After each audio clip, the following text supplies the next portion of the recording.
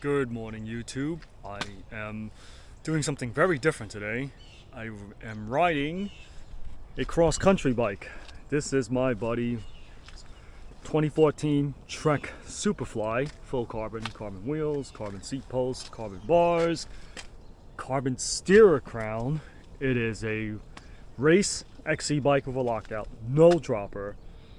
This will be a completely different type of bike that I'm used to riding, so it will be equivalent to me learning to ride a bike again. Reason why I'm riding this bike, I'm trying to break into the 30-minute mark riding the full Stillwell Black Loop, including locomotive breath. This bike weighs 23 pounds, so it is 9 pounds lighter than my steel hardtail with the bird wheels. But I'm gonna have to learn to ride this thing because there's no dropper. You know, normally I don't even get nervous, so I don't think twice when I go to the bike park. But this will be the first time where I am physically limited by not having a seat out of my way. So I'm not going to be able to do fore, aft, left, right, proper body bike separation. I got to learn to ride this bike as I ride. Definitely got to go slower during the technical bits, which I wouldn't even think twice on. So hopefully I can make up for it on the climbs and the flat areas. I will give you my impressions and tell you how many times the seat got my damn way when I'm riding. See you at the trail. So upon riding impressions, I have no idea what size this is, but me and the guy who loaned me this bike is pretty much the same size.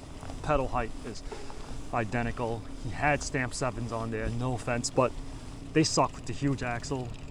Still instinctively reaching for the dropper lever, but there's nothing there.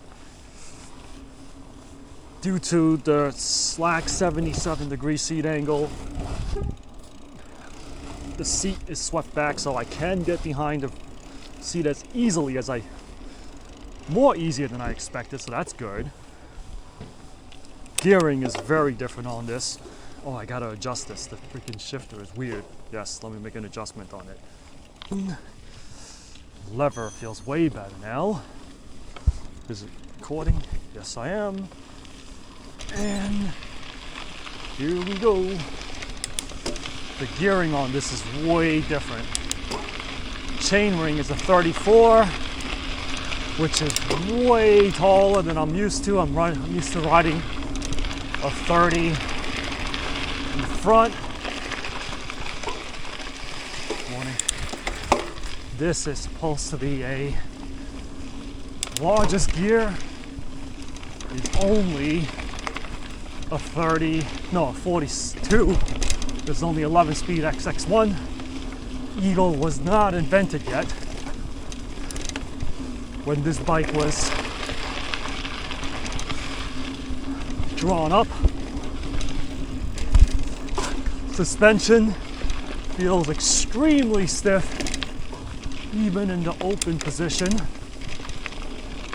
Even though it's a full suspension bike, initially I was going to reset the sag, and it turns out the sag already was set to 20% all around. Travel is 100 millimeters front and rear. Oh, here's the first technical bits. Okay, I do have enough butt to seat clearance to get up on that. Not too bad. The seat has not interfered yet. I am wearing a chamois today. Not comfortable with the seat.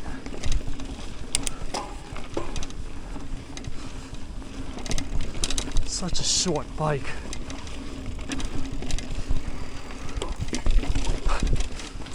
Rebound is super fast on this. Getting bounced all over. Oh, just lost traction there. I could not average over 10 miles per hour with my hardtail. I was close. Okay. Last night I was worried I wouldn't be able to ride over that.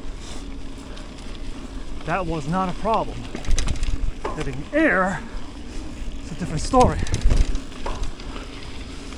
Oh God, I have to slow down here instead of sending it.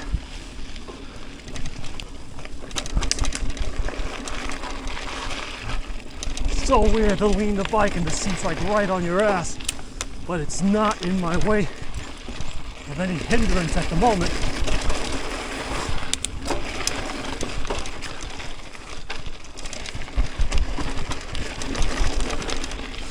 Oh geez, the handling is so different.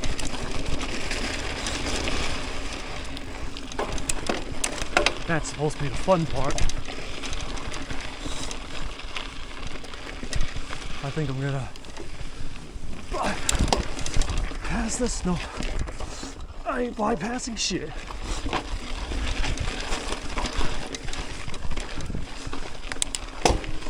That's probably still the faster line. Taking a different line than I normally do.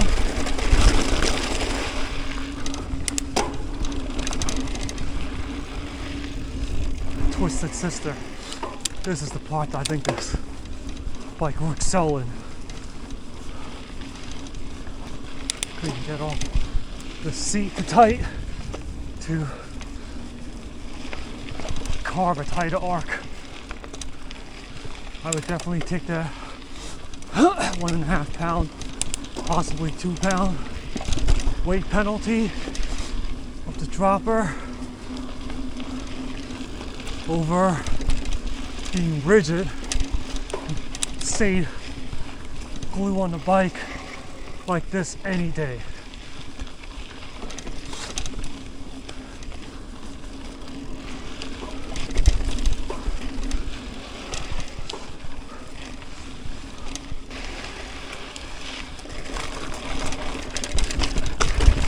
Okay, I'm able to go down that. No problem. Seat only touched my butt a tiny bit, but could get behind the seat if necessary.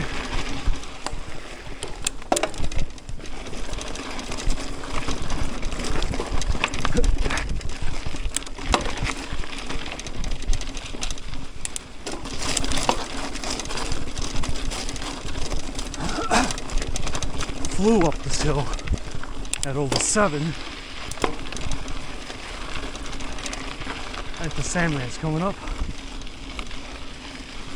My favorite part.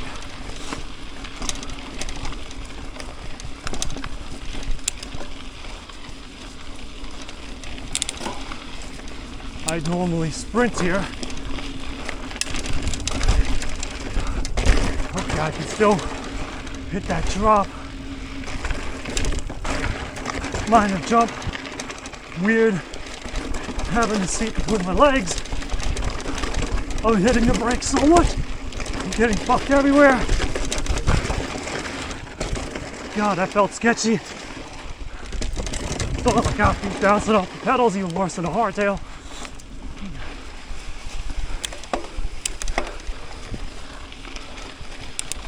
Morning. Good morning.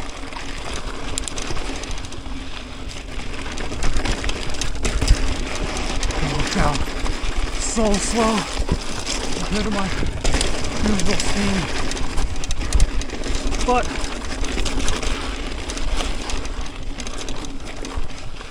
I am safe in the grand scheme of things. That probably only cost me 1 or 2 bike lengths.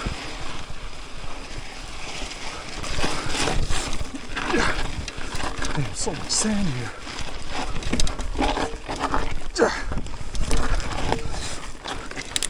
No traction.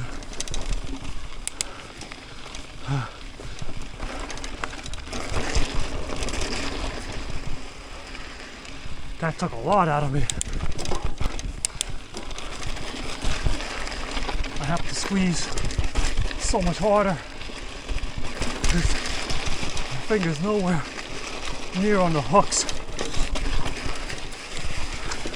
Almost freaking got caught up over there. Oh my god, that was a harsh bottom out.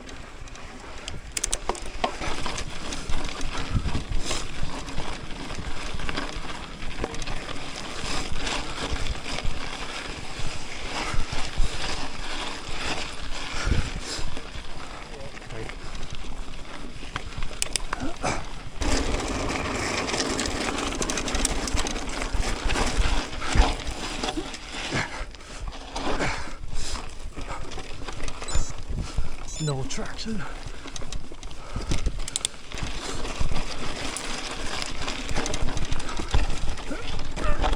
Nope, I knew I couldn't make it. No traction.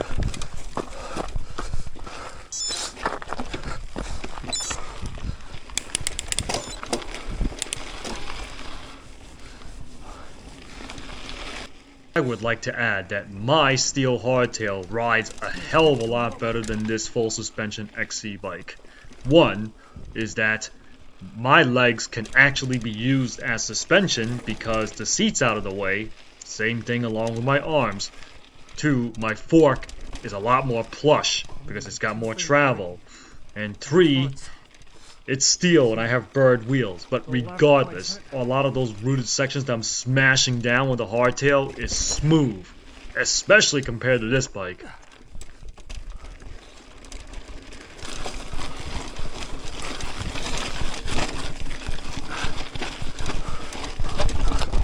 Nope, stalled out.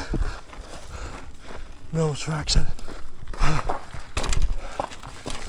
my god. The bike is so light.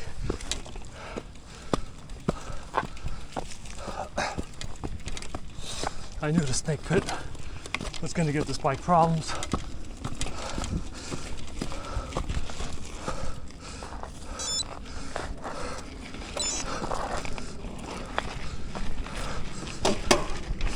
Oh my god. It went down. Uh-oh. It jumped off the cage.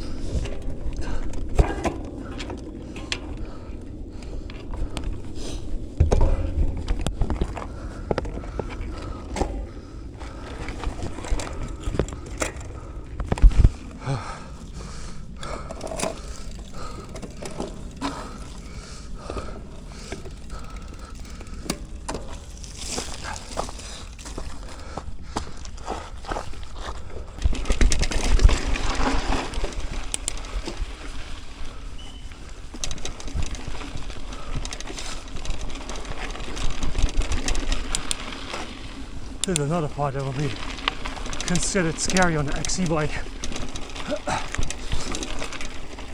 Oh god. Taking all the bypass lines.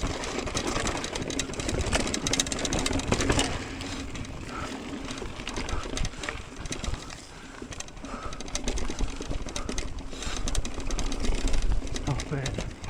This feels sketch as fuck. Oh my god, that was so rough on this bike. Okay, that was as bad as I thought it would feel. Maybe even worse.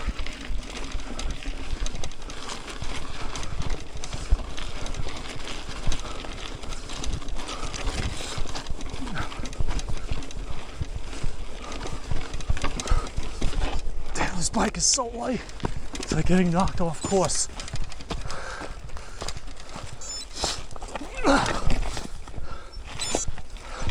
It's like it just wants to lift the front wheel.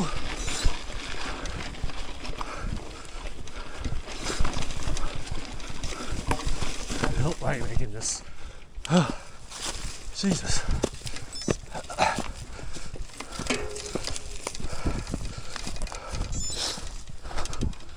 I lost so much time getting on and off the bike. The dropper would help there.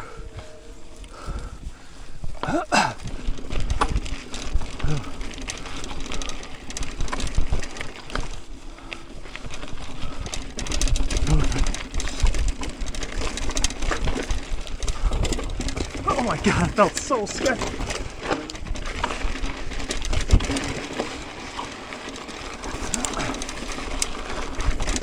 Now, analyzing the data, my top speed was 2 miles per hour slower on the XC bike versus the hardtail, and I'm sure that is purely from all the fast technical downhill sections because I can just smash through it, gap certain things, while as the XC bike might be a mile and a half faster on the climbs or on the flat areas, but it just is not enough to cover the difference of how many times I have to get off the bike. Average speed is almost 1 mile per hour slower because I think the XC bike got stalled out so many times. that rock. So much sand. Okay. I'll recover here before I get next to the train tracks. Normally I'd be able to pump through all of these. Can I? The reason why I said I can recover here is because this is a section you can pump really good and get a lot of free speed and not need to pedal. I could not do that with this bike. Front got thrown offline because it was so light. Almost. I knew it. It's gonna send me over the bars there. It was way too. Used to riding an XC bike.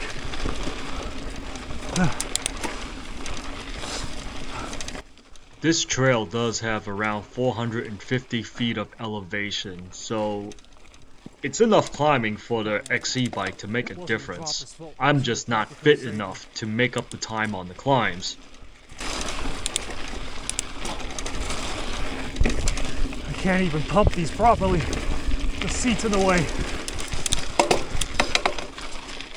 I lost so much speed there when I could have just pumped out of that corner.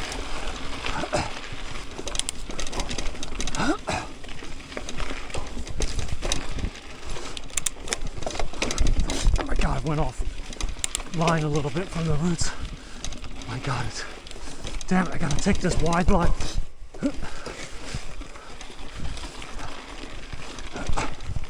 Almost stalled out there.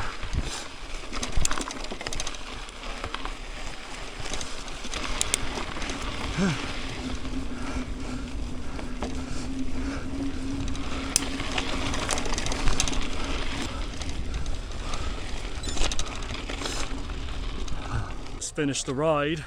No, I didn't set a PR. What's the impression of riding such a different bike? It's sketchy, man. Went off the bike once, couldn't clean 3 obstacles. I think those 3 pretty much put me in the hole no matter what. I had to slow down way too much for the technical bits. Couldn't finish the technical climbs. Had to take the longer paths because I couldn't take a direct line. Yeah, so my limiting factor is the fitness, not the bike. So my best time was a 40 minutes 33 seconds. I set a 41:33 today. Maybe if this thing has a dropper, I could probably match my hardtail time, but this thing is sketch, man. Yeah, I'll see you next time. I would like to add that this is why having droppers are important. I counted how many times I stalled on an obstacle and I couldn't move my weight around properly to properly load up the tires for traction. And it's 5 times I had to get off the bike. Once I crashed. Again, I couldn't get the proper weight on the bike. My center of gravity is so freaking high because the seat is perched up. Instead of having all my weight on the pedals, driving the bike through the bottom bracket. Like, yeah, I'll take the freaking 2 pounds, hell, even 3 pound weight penalty, just so I can properly load the bike up, properly balance the weight distribution between the front and back tires. I can drive the bike into the corners hard through the pedals instead of sat up high and pedal. I mean, like, also certain climbs that I got stalled on, the head angle is so steep that I'm used to riding really slack bikes, like 62 degrees, 63-degree head angle where you just kind of run into it and the suspension will soak up and you just end up over the ledge and you just gotta do a back wheel lift. This bike, I freaking tried the same thing and the bike literally wanted to freaking pitch me over the bars because the head angle is so steep at 70 degrees. I really think that I would be faster on the nuke-proof Digger, which is a rigid gravel bike with a dropper post. 25 pounds with 50 millimeter wide tires. I bet you I'm faster because the geometry is better and I could get the seat out of the way. But I definitely will try this bike again once I am able to ride it properly. I am completely kneecapped by having a high seat post on this bike. Oh, I'm so angry right now. I am still so angry because I know I can ride this bike way better, but I'm so limited by it. And it's like so stupid how people used to ride with no dropper post, and like some people are so stubborn that they don't want to ride dropper posts. Not the owner of this bike, but I'm talking about like people that I see in the trail hitting the pump track, trying to hit jumps with the freaking seat way up high. Like what are you doing? Like, do you know how much performance you're leaving on the table by not being able to move around and load the bike up properly when you ride through the bottom bracket? I mean, damn. I'm still venting. I'm so angry. I'll see you in the next one.